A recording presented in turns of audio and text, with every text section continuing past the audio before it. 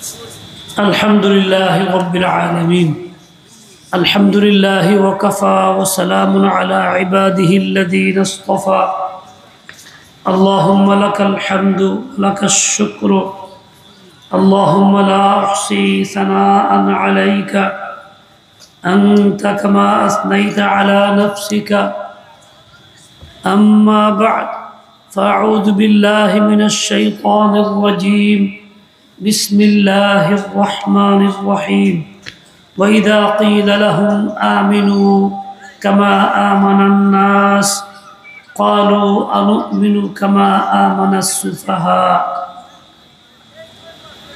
ألا إنهم هم السفهاء ولكن لا يعلمون صدق الله آمنت بالله أمهات المؤمنين رضي الله تعالى عنهن মহিলা মাদ্রাসা ও এতিমখানা ও দারুল উলুম তাহফিজুল কুরআন মাদ্রাসা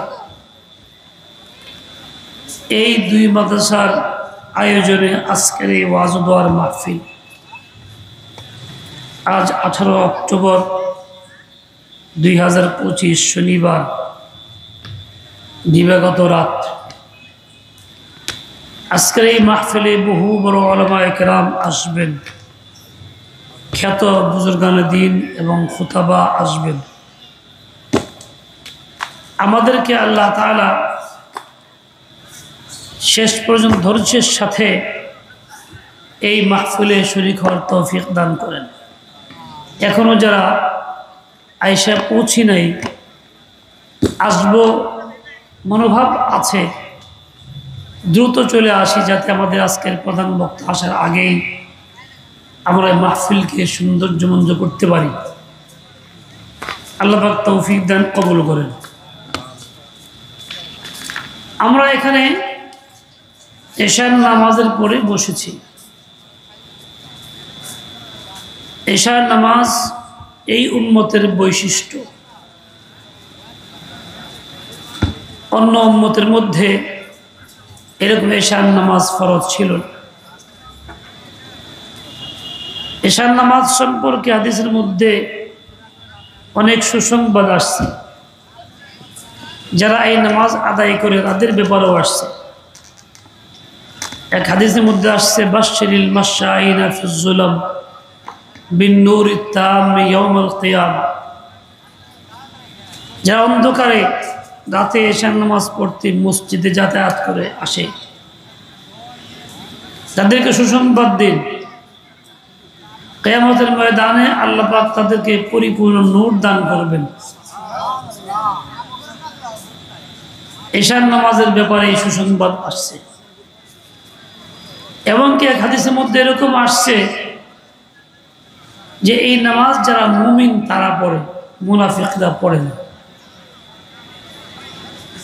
তাহলে এই নামাজ যারা পড়ে না গুরুত্ব দেয় না তাদের ভিতরে ঈমানের অংশ আছে না নিফাকের অংশ আছে নিফাকের অংশ আছে আমরা যা আলহামদুলিল্লাহ নামাজ পড়ছি এবং পড়ি তাদের ভিতরে ঈমানের অংশ আছে বলে আলহামদুলিল্লাহ আল্লাহ পাক আমাকে মুমিন বানাইছেন তো ভাই বলতে কি অসুবিধা মুখে তালা লাগছে আমাদের অঞ্চলে এক মুরব্বী ছিলেন মারা গেছে ওনার সাথে ভাগিনার সাথে সম্পর্ক ভালো না ভাগিনা ছোটবেলায় এতিম ছিল উনি পালছেন জায়গা দিয়েছেন বাড়িঘর করার ব্যবস্থা করে বিয়ে সিদ্ধি করাইছেন ভাগিনা কেন যে মামার সাথে দ্বন্দ্ব শুরু হয়েছে কঠিন দ্বন্দ্ব ভাগিনা এখন মামাকে চলার রাস্তা বন্ধ করে দিছে কথা বলে না নানান সমস্যা মামা আমাকে এসে বলতেছে হুজুর এরা আমি জায়গা দিলাম আমার জায়গা দিছি বাড়ি করছি বিয়ে করাইছি আর আজকে আমার সাথে এরকম আচরণ করে দুশ্মনী করে আমার রাস্তা বন্ধ করে দেয় মানে চলতে দেয় না আমি বড় কষ্টে আছি খুব দুঃখে আছি মনে চায় না তার সাথে কথা বলতে আমি সালামও দিই না কথাও বলি না আমার কি পাপ হইব বললাম তো অবশ্যই তা হবে এক মুসলিম আরেক মুসলিমকে 3 দিনের বেশি কথা বন্ধ করে সম্পর্ক ছিন্ন করে রাখতে পারে, শরীয়তে অনুমোদন নাই। দুনিয়াবি কোনো কারণে মনোমালিন্য করা নিষিদ্ধ। এরপরে মনে আঘাত 3 দিন করে ফেলছে, খবরদার আর না। 3 দিনের ভিতরে ফিরে আসতে হবে, সংশোধন হইতে হবে। কাজে আপনি করতেছেন গুনাহের কাজ, গুনাহ তো হবেই। কি করুন? আমি কমস কম কোনো কথা যদি না বলে সালামটা দিয়ে কমস কম বলে কি, আমি সালাম দিলে আসে না, সালাম মুখ দিয়ে আসে না, জিব্বায় খিল লাগে, খিল লাগে,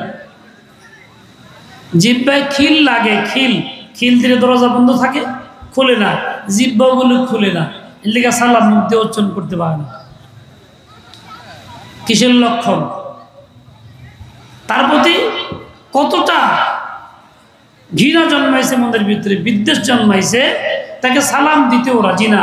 যে সালাম ইসলামের শিআর, যেই সালাম সুন্নতের নবী, যেই সালামের দ্বারা শান্তির দোয়া করা হয়, নিরাপত্তার ঘোষণা দেওয়া হয়, যেই সালাম জান্নাতীদের বাণী হবে, জান্নাতীকে সালাম বলা হবে, সালামুন আলাইকুম তিবতুম ফাদখুলুহা খালিদিন। আর এই সালাম তার মুখে আসে না, খিল লাগে। একদিন এক মসজিদে মাগরিবের আজান হইতেছিল, আমি মসজিদের দরজা দাঁড়াইছি। এক লোক এসে কয়, হুজুর দেখেন মাথা কত গরম, হাত দেন, হাত দেন। হাত দিলাম, আসে মাথা খুব গরম। বলে কিল্লিগা জানেন না? কয় যে এই বেটা আজান দিল, ওর লোক আমার দুশ্মনী আছে।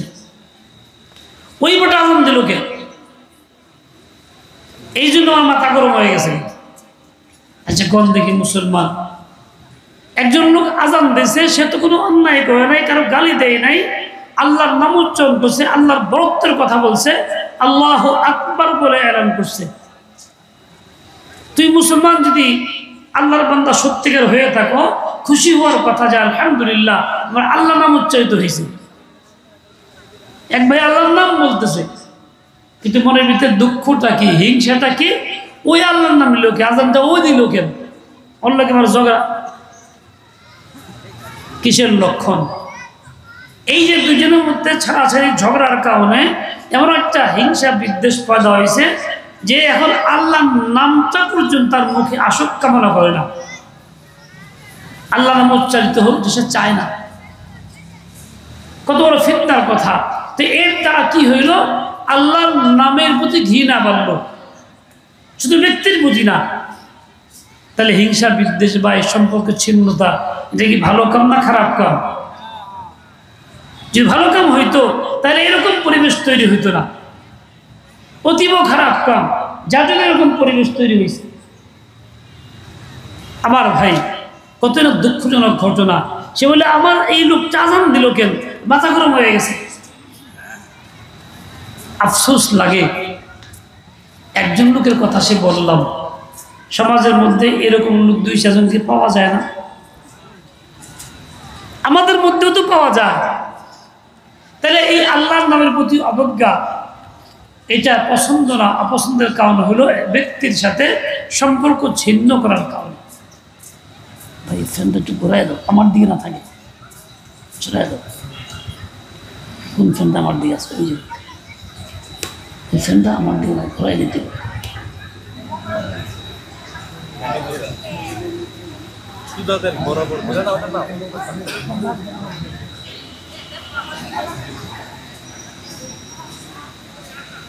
আমার ভাই, অথচ আল্লাহর নাম কত প্রিয় নাম, কত মহান নাম। আল্লাহ আকবরের দ্বারা ইমানের বহিঃপ্রকাশ হয়। আল্লাহ আকবর মানে কি? আল্লাহ মহান, আল্লাহ বড়, আল্লাহর বড়ত্বের ঘোষণা হয়। মুয়াজ্জিন 4 বার আল্লাহ আকবর বলে,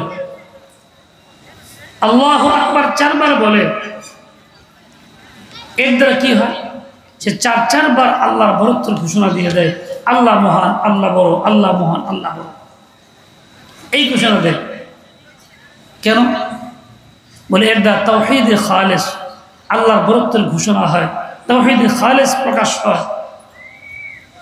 পৃথিবীতে 4টা শক্তি আছে মাখলুকের মধ্যে, যেই শক্তিগুলি বড়, মানুষ যেগুলিকে গণে বড় শক্তি মনে করে,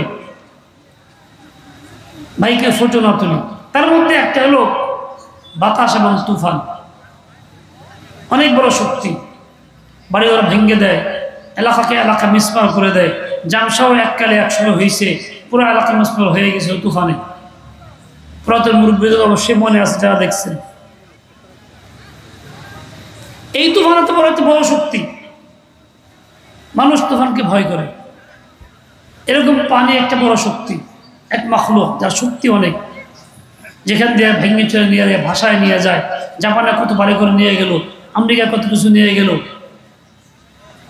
এরকম ভাবে আগুন একটা বড় মাখলুক, বড় শক্তিশালী। আগুন লাগলে মাইলকে মাইল জ্বালায়া দেয়, কারণ নিয়ন্ত্রণ মানে না, কাউকে পরোয়া করে না। এই মিরপুরে কয়েকদিন আগে আগুন লাগলো, কত বড় ক্ষতি হলো, কত লোক মারা গেল।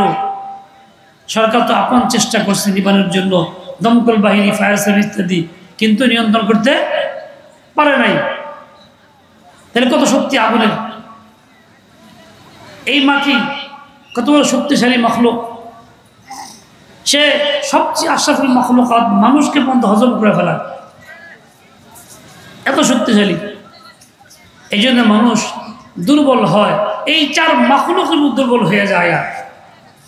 এই জন্য এক শ্রেণীর লোক দুর্বল হয়ে মাটিকে বড় মনে করে, সে মাটি দিয়ে মূর্তি তৈরি করে, মূর্তির সামনে মাথা নত করে, তাকে প্রণাম করে, কত কিছু করে, সাজদা করে, তার পূজা করে, তাকে মাবুদ মনে করে, না জানে কি। আবার কেউ এরকম আছে যারা সরাসরি মাটির তৈরি নিজেরা করে না, কিন্তু মাটির তৈরি মাখলুককে পূজা করে, মানুষকে পূজা করে, মানুষের সাজদা দেয়। অথচ সাজদা দেওয়ার উপযুক্তকে একমাত্র আল্লাহ তাআলা, সাজদা পাওয়ার মালিককে একমাত্র আল্লাহ তাআলা। এখন আল্লাহ পর যখন বললো, ঘোষণা দিল মাটি বড় না, বড়কে আল্লাহ। কাজে মাটির পূজা আমি করি না, কার পূজা করি? আল্লাহ তাআলার পূজা করি। কার ইবাদত করি? আল্লাহর ইবাদত করি। পূজার সঙ্গে রোজার কথাকে মিলে আজকাল উল্টা পাল্টা বলে, পূজা রোজা নাকি মুদ্রার ইপিট আর উপিট। 100 টাকার ইপিটও 100 টাকা, ওই পিঠও কি 100 টাকা। পূজা রোজা যদি মুদ্রার এপিট উপিট হয়, তাহলে পূজা রোজা দুইটাই ইসলাম হয়ে যাব। আপনাকে যে মানতে পারেন এই কথাটা? কি পূজা রোজা ইসলাম? রোজা তো ইসলাম, পূজা কিন্তু ইসলাম না, এটা হলো শিরক। মানুষ ঈমান ধ্বংস করে, যেই কাজটা করলে মানুষ চিরস্থায়ী জাহান্নামী হয়, সেটা হলো পূজা। কিন্তু না জানার কারণে মুসলিম সমাজে মুসলিম পরিচয় দিয়া, ইসলামী পরিচয় দিয়ে এই ধরনের আজেবাজে কথা বলে। আল্লাহ তাকেও হিদায়াত দেন, আমাদেরকে হিদায়াতের উপর রাখেন, আমরা এইসব কথা বিভ্রান্ত না হয়ে যাই। পূজা ইসলাম নয়, শিরক। ইসলাম কি? রোজা। দুটা এক ইপিট উপিট হইতে পারে না। কথা বুঝে আসছে? কার কার বুঝে আসছে? আল্লাহ আমাদের সেই বুঝদান করুন। এরকম আল্লাহ আপনাদের ঘোষণা দেয়, আল্লাহ মহান, আল্লাহ বড়। বলে কি তুফান বড় না, আল্লাহ বড়। তুফান বড় না, আল্লাহ বড়। তুফানকে ভয় করি না, পরোয়া করি না। আমরা আগে মুরব্বীদের মুখে শুনছি এবং দেখছি, তুফান আসলে মানুষ আজান দিত, বাড়িতেও আজান দিত। তার মানে সে ঘোষণা করতো তুফান বড় না, বড়কে আল্লাহ, আমি তুফানকে পরোয়া করি না। তুফান তুই চলে যা, বড়র নাম নিছি, বড়র আশ্রয় চাইতেছি, এই ঘোষণা সে দিয়ে দেয়। এভাবে আগুন বড় না, আল্লাহ বড় ঘোষণা দেয়। আল্লাহু আকবার বইলা যেই মাখলুকের পূজা মানুষ দুনিয়াতে করে, বিভ্রান্ত হইয়া শিরক করে, কুফর করে, ওইসব মাখলুককে অস্বীকার করা হয় 4 বার তাকবীরের মাধ্যমে, আল্লাহু আকবার বলার মাধ্যমে। শুধুমাত্র আল্লাহ পাকের বরত্ব বয়ান করা হয়। খালিস ঈমান, সহি ঈমান এর দ্বারা প্রকাশ পায়। কিন্তু আফসোস, ওই লোকটা এই আজান দেওয়া সত্ত্বেও মাথা গরম হয়ে গেছে। হাই দেখছো, এই আজান দিল গেল্লিগা, অন্য লোকে আমার লোকে ঝগড়া, ও আজান দেবো কে? তাহলে ঝগড়া কি ভালো জিনিস না খারাপ জিনিস? ঝগড়া মানুষকে এই পর্যন্ত পৌঁছায়। আল্লাহর নাম শুনতেও মজা লাগে না, আল্লাহর নামের মুখে তার আসল, এটাও পছন্দ করে না। এটা কিন্তু ঈমানের উপরে চরম আঘাত।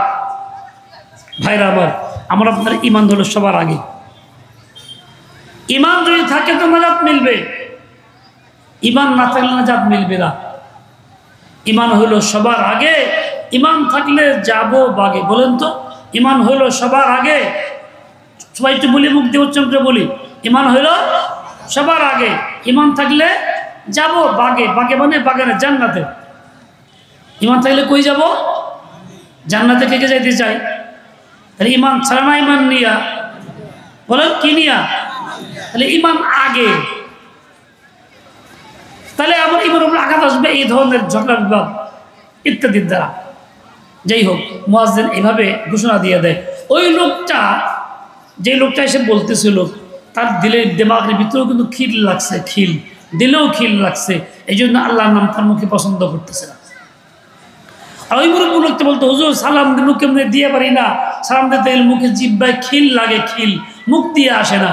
সালাম তো আল্লাহর নাম, কত সুন্দর বাণী, এটাও মুখ দিয়ে আসে না। কি জন্য? ভাগিনের প্রতি অসন্তুষ্ট, তার প্রতি ঘৃণা জন্মাইছে, হিংসা বিদ্বেষ তৈরি হয়েছে, হিংসা তৈরি হয়েছে একজনের প্রতি। কিন্তু অবস্থা কি হয়েছে? আল্লাহর নাম সালামটাও মুখ দিয়ে উচ্চারণ করতে রাজি না। ভাই ঠিক তেমনি আমি আপনি যদি কোনো গুনাহে এরকম জড়াইয়া পড়ি, যারা ইমান বিধ্বংসী হয়, যারা শিরককে আমল করে, তাহলে আমার অবস্থা এরকম না হয়ে যায় যে আমারও দিলের ভিতরে এই অবস্থা পয়দা হবে। আল্লাহ না করুন। আমার খুব জানা আছে একটা, আমার আব্বা বলছেন, বাড়িটাও আমি দেখছি রহমতুল্লাহ আলাইহি, যে বাড়ির ঘটনা। একজন বয়স্ক মুরব্বী আসলেন, মহিলা বয়স্কা। ছোট সময় আমরা ওখানে গেছি, তো উনি কদুর দানা বুনতো। সবচেয়ে আমার কাছে দেখতে দৌড়ায় দৌড়ায় আইলে বলে আমার কান্দের মধ্যে দর, সবচেয়ে আমার শরীরে দর। 10-15 জন পুরো সবাই ধরতো, কদুর দানা বুনতেছে। যে কজন ধরছে ওইটি কদুর ধরবো গাছের মধ্যে, মানে এটা নেক ফালিনি দৌড়। কদু গাছে এতগুলি কদু হইব, বেশি করে মানুষ ধরছে, গাছ এরকম হইব। আসলে কি বাস্তবে তাই? কত কদুর দানা বললাম জীবনে, করে আপনি ধরাইলাম না, আল্লাহ তো এমনিই দিছে। আর এরকম ধরায় দেয় কিছুই হয় নাই, একটা রসম পালন করছে। আফসোস হলে যে কথাটা বলতে চাইতেছি, এই লোকটা মৃত্যুর সময় একটা আজীব ঘটনা করছে। ঘটনাটা কি? মৃত্যুর সময় সে হঠাৎ করে মুরগের আওয়াজ দেয়, মুরগির মতো ডাকে, পাখির মতো আওয়াজ দেয়। বলে সবাই, না ইলে কও কে, কালিমা কও, লা ইলাহা ইল্লাল্লাহ, এটা কও। তখন সে বলে কি, না না ওয়ানা ওয়ানা। কি বুঝায় লা ইলাহা ইল্লাল্লাহ? সে বলবে না। কত পরে আবার মুরগির আওয়াজ দেয়, পাখির আওয়াজ দেয়, বলে তুমি কেউ লা ইলাহা ইল্লাল্লাহ, না ওয়ানা।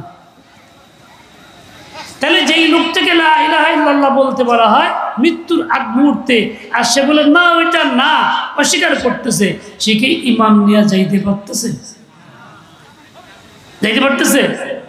কেন পারতেছে না? কারণটা কি? নিশ্চয়ই কারণ আছে। কারণটা হলো এই, তার দিল পরিষ্কার না, দিমাগ পরিষ্কার না, তার আমলনামায় বড় ধরনের গুনাহ আছে।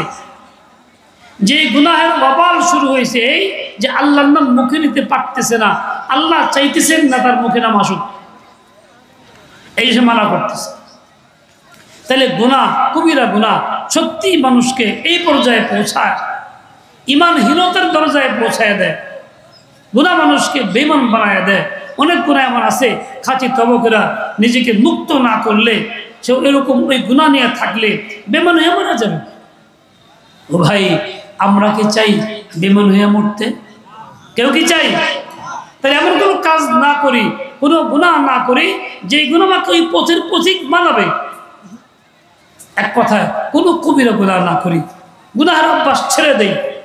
পারবো না ইনশাআল্লাহ? যদি গুনাহের অভ্যাস ছাড়তে পারি, তাহলে আশা করা যায় ঈমান নিয়ে থাকা যাবে, ঈমান নিয়ে মৃত্যু হবে। আমাদের ঈমান বিভিন্নভাবে ভাঙ্গে, গুনাহ করার দ্বারা ওই পর্যায়ে পৌঁছে যায়।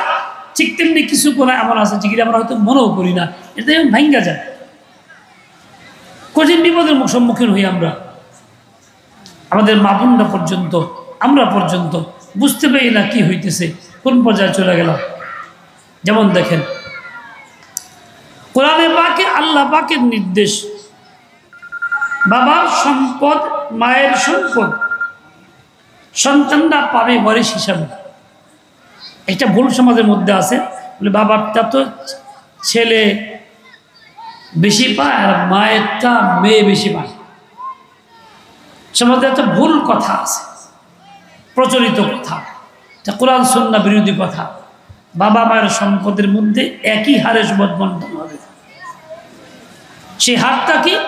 কোরআনের হার হলো এই লিযযাকারি মিসলু হাজ্জিল উনসায়াইনি, দুই মেয়ের সমপরিমাণ অংশ ছেলে, দুই মেয়ের সমপরিমাণ অংশ হলো ছেলে। এটা হলো আল্লাহ পাকের বাণী, কোরআনের কথা। বিগত সময়ে আইন হয়েছে ছেলে মেয়ে সমান, বাবার সম্পদ মায়ের সম্পদ থেকে ছেলে যে পরিমাণ পাবে মেয়ে সেই পরিমাণ পাবে। এই আইনের আওতায় কিছু মামলা মোকদ্দমা হয়েছে, কিছু কিছু মেয়ে মহল থেকে মামলা হয়েছে, সম্পদ চাই, সমান অধিকার। আচ্ছা, এই যে আইনটা ছেলে মেয়ে সমান, এটা কি ইসলাম না কুফর? কেন কুফর? কোরআন বিরোধী আইন। কোরআন কি বলে? দুই মেয়ের সমান ছেলে, আর আইন কি বলল? ছেলে মেয়ে সমান। তাহলে এই আইনটা কোরআনের মোকাবেলায় হইল, এর দ্বারা কোরআন বিরোধিতা হইল, কোরআনকে অমান্য করা হইল। হইল কি হইল না? কি বলেন আপনারা? এই যে সময় এই আলোচনায় আইন চালু হওয়ার কারণে অনেক লোক বিভ্রান্ত, অনেকে এইটা মনে করতেছে আমার ভালো সুবিধা হয়েছে, অধিকার পাইছি। অনেক মা বোন এই চিন্তা করতেছে, তারা হয়তো এইভাবেই কোর্ট কাছাইতে যাবে এবং গেছেও, মামলা হয়েছেও। তাহলে ফল কি হইল? এই লোকটা কোরআন বিরোধী পদক্ষেপ নিল, কোরআন মোকাবেলা করলো। এই আইন তৈরি হইলে যারা সমর্থন করলাম, চুপচাপ থাকলাম, সমর্থন করলাম, এটার প্রতিবাদে না গেলাম, চেষ্টা না করলাম, ফল কি হবে? তারা এই সবাই সমর্থন করলাম, নীরব সমর্থন। তা নীরব কোরআনে পাকের বিরুদ্ধে কোনো আইন যদি হয়, সেটাকে সমর্থন করা হয়, ইমান থাকে না যায়? জুড়ে বলেন, জুড়ে বলেন, যায়। এবার দেখেন, আমি আপনি চিন্তা করে দেখি আমার ইমানের কি অবস্থা, আমার ইমান আছে কি না, নাকি আমি ওদের মতো এইভাবেই সমাজের এই প্রচলিত আইন নিয়মের সাথে সংযুক্ত হইয়া তাদের মতোই চলতেছি, তাদের মতোই বিশ্বাস করতেছি, তাদের মতোই চিন্তা চেতনা করি। কোরআনে পাকের এই বর্ণিত এই আইনের প্রতি সেই শ্রদ্ধা আমার নাই। যদি থাকতো তাহলে আমি কেন কোরআনে পাকের এই আইনটা সমাজে বহাল থাকুক, আইনে পরিণত হোক, এই মেহনত কেন করি না, এই চেষ্টা কেন করি না, এই মেজাজ কেন করি না, এখনকার দাওয়াত কেন দিই না, কেন মানসিক অবস্থার পরিবর্তন ঘটাই না যে ভাই এটা কিন্তু করতে হবে, তোমার দায়িত্ব এটা, আমার দায়িত্ব এটা, আমার বাড়িয়ালির দায়িত্ব এটা, তোর বাড়ির দায়িত্ব এটা, সকলে মিলে এই কাজটা করতে হবে। এটা কোরআন বিরোধী কথা, কোরআনের সাথে মোকাবেলা, এটা মানা যায় না। কাজী মুসলিম হিসাবে আমাকে এটা দাবি করতে হবে, আমি কি চাই? ওয়ারিসদের জন্য কোরআনে বর্ণিত আইন চাই। এই দাবি আমার করা যাবে না? এই দাবি করা আমার অধিকার আছে। তাহলে আমি এই দাবিটাও করতেছি না, এর জন্য চিন্তিত না, মাথা ব্যথা নাই, কোনো প্রকার কোনো মেহনত নাই। তাহলে আমি কি হইলাম? নীরব সমর্থন করে গেলাম। কোরআন বিরোধী কোনো আইনকে নীরব সমর্থন করার দ্বারা ইমান কিন্তু থাকে না। আমার প্রথমে কর্তব্য কি? এটাকে প্রতিবাদ করা এবং এর মোকাবেলা কোরআনের আইন কামনা করা, দাবি উত্থাপন করা, এরকম মেহনত করা, এরকম শ্রম দেওয়া, একেবারে তৈরি করা। আর তা না হইলে আমি বেফিকির থাকবো, তোমার ইমানে ঘুম ধরবে, ঘুম একা একা ইমান নষ্ট হয়ে যাবে, খবর থাকবে না। ভাববাই মুসলিম আছি, পোশাক আশাক সুন্দর আছে, ইসলামী লিবাস আছে, সুন্নত তরিকায় চলি, তো ইমানই থাকবে না, তো সুন্নত তরিকার কি কার্যকরী হবে? আমাদের দেশে কিছু সুন্নতকে আমরা খুব গুরুত্বের সাথে গ্রহণ করি, খুব মজাও পাই। দস্তখানের সুন্নত, পাগড়ির সুন্নত, মেসওয়াকের সুন্নত ইত্যাদি ইত্যাদি খুব মজা লাগে, বাহ্যিকভাবে ভালো লাগে, বাস্তবেও সুন্নত। কিন্তু এই সুন্নতের চাইতে কোরআনে পাকের আইন সমাজে চালু হোক, এই মেহনত, নবীর মেহনত, খোলাফায়ে আরবার মেহনত, সাহাবীদের মেহনত, এই মেহনত তো বড় সুন্নত। কিন্তু এই সুন্নতের প্রতি আমার আপনার আগ্রহ নেই, আমার চিন্তা চেতনা নাই, আমার ফিকির নেই, আমি যেন গাফলতের মধ্যে আছি। বড় এই কথা বললে কারো কাছে ভালো লাগে না, কারো কাছে খারাপ লাগে, তো এটা কি কয় রাজনীতির কথা বলতেছে। রাজনীতি ছাড়া 80 টাকারা সবাই জোড়া রাজনীতির মধ্যে আছে, কেউ এই দল কেউ সেই দল, কিন্তু কোরআনে পাকের রাজনীতির কথা বললে খারাপ লাগে, এটার প্রতি আপত্তি আসে, সমর্থন মনের হয় না, এরকম করি, কেউ প্রতিবাদ করি। এই যে সমর্থন হয় না, চুচু করি, প্রতিবাদ করি, ভালো লাগতেছে না, কিসের লক্ষণ? ঈমান থাকার না না থাকার? না থাকার লক্ষণ। আমি এই সুন্নতকে ভালোবাসি, এগুলি করি, কিন্তু এই সুন্নতের চাইতে এটা আরো বড় সুন্নত। দেখেন, দুইজন ব্যক্তির মধ্যে ঝগড়া লাগছে। ঝগড়া কি?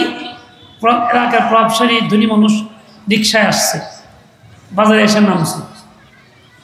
এই রিক্সা আগে হয়তো বলে আসে নাই, রিক্সালা চাইতেছে বাজার ওখান থেকে আসছেন 30 টাকা ভাড়া, বলছে 20 টাকা ভাড়া। দুজনের দ্বন্দ্ব হইতেছে। রিক্সাওয়ালা গরিব মানুষ, শ্রমিক দুর্বল, ওই বাটার পয়সা আছে, এলাকার প্রভাবশালী, সে সবল। যখন বাগবাজার শুরু হয়েছে, বেটা গেছে খেয়ে ভাই কিছু মারে। এখন 200 জন যা প্রতীক জমা হয়েছে, তারা কি হয়েছে এই ঘটনা। তো তারা কিন্তু কি করে, এরা এই কাজটা করে, ওই দুর্বল রিক্সার থাক ভাই, যা ঝগড়া গেছে জায়গা ভাই, যাতে নিয়ে জায়গা, এই কথা বলে তারা বিদায়ী করে। এর দ্বারা কি তার হক অধিকার আদায় করা হইল না বঞ্চিত করা হইল? যদি বলেন বঞ্চিত করা হইল। সে দুর্বল মাজলুম, যে দিচ্ছে না সবল, সে জালেম। উচিত ছিল জালেমের বিপক্ষে দাঁড়ানো যায়, মিয়া তুমি বলে আসো নাই 30 টাকা দাও, 30 টাকা ভাড়া, আমরা জানি। তাহলে কি হইতো? ওই মাজলুমের সহযোগিতা হইতো, দুর্বলের সহযোগিতা হইতো। কিন্তু আমি তা না পেলাম, ওই মাজলুমের সহযোগিতা না করে তার বিপক্ষে যাই, জালেমের পক্ষে যাই। এটা গুনাহ না? কি বলেন, গুনাহ কি গুনাহ না? নবীর সুন্নাত তরিকা কি ছিল? মাজলুমের পক্ষে যাও, উনসুর আখাকা যালিমান আও মাজলুমান, তুমি জালেম হোক বা মাজলুম হোক, দুজনের সাহায্য করো। মাজলুমের সাহায্য কি? তার হক আদায় করে দাও। জালিমের সাহায্য কি? জুলুম থেকে বিরত রাখো। কিন্তু আমি তো দেখা যায় উল্টা করলাম, এর মাজলুমকে আরো দললাম, তাকে তলে ফেলাইলাম। এই আমার রীতি হইল। এর দ্বারা সামাজিকভাবেও আমরা দুষ্টের পালন করি, শিষ্টের উল্টা দমন করি। আর ইসলামী রাষ্ট্রের মূলনীতি হইল দুষ্টের দমন, শিষ্টের পালন। আমাদের হচ্ছে উল্টা, শিষ্টের দমন, দুষ্টের পালন। এই জন্য আমরা সুখ শান্তি সমাজ মধ্যে পাই না, নবীর তরিকায় নাই। দেখেন, আজকে আমি দস্তহান, মেসওয়াক এইসব শুনে ভালোবাসি, ভালো কাজ, নিঃসন্দেহে বাঙালি ভালোবাসি। কিন্তু এই যে দুই ব্যক্তির দ্বন্দ্ব লাগছে, এর মধ্যে এই মাজলুমের পক্ষে যাওয়া, দ্বন্দ্ব নিরসন করে দেওয়া বড় সুন্নত ছিল। এই যে গুরুত্ব আমার কাছে নেই। তাহলে আমি মুসলিম, আমি মুমিন, ইমানের দাবিদার, ইমানের কথা বলি, বাস্তব হলো এইটা নবীর তরিকার দাবি নাই, ইসলামের দাবি নাই। এভাবেই জীবন যাইতেছে, এভাবে চলতেছি। ও ভাই, এভাবে চললে ইমান নিয়ে থাকা যাবে না, বাঁচাও যাবে না, ইমান নিয়ে মরাও যাবে না। আমাকে ইমানের পক্ষে থাকতে হবে। এই জন্য ওলামায়ে কেরাম ইসলামের দল গঠন করছেন, একাধিক দল কাজ করতেছে। মামুনুল হক সাহেব, সবাই নাম শুনছেন, জানেন, বাংলাদেশ খেলাফত মজলিসের বর্তমান আমিরও তিনি। আপনাকে সালাম দিচ্ছেন, এই আহ্বান দিচ্ছেন যে আমরা সকলে মিলা ঐক্যমত পোষণ করে সমাজের মধ্যে এসব প্রশাসন দূর হয়ে যাক, ইনসাফ কায়েম হোক, আল্লাহ তাআলার আইন এবং খেলাফতের সেই সুন্দর পরিবেশ আবার তৈরি হোক। এই মেহনত আমরা সকলেই মিলা করি। সবাইকে আল্লাহ তৌফিক দিয়ে দেন। দলের প্রতীক রিক্সা, আল্লাহ পাক আমাদেরকে হিম্মত দেন, তৌফিক খাইর দিয়ে দেন। ওয়াসাল্লাল্লাহু তাআলা আলা নবিয়িল উম্মি ওয়া আলা আলিহি ওয়া আসহাবিহি ওয়া বারাকা ওয়া সাল্লাম। সুবহানাল্লাহি।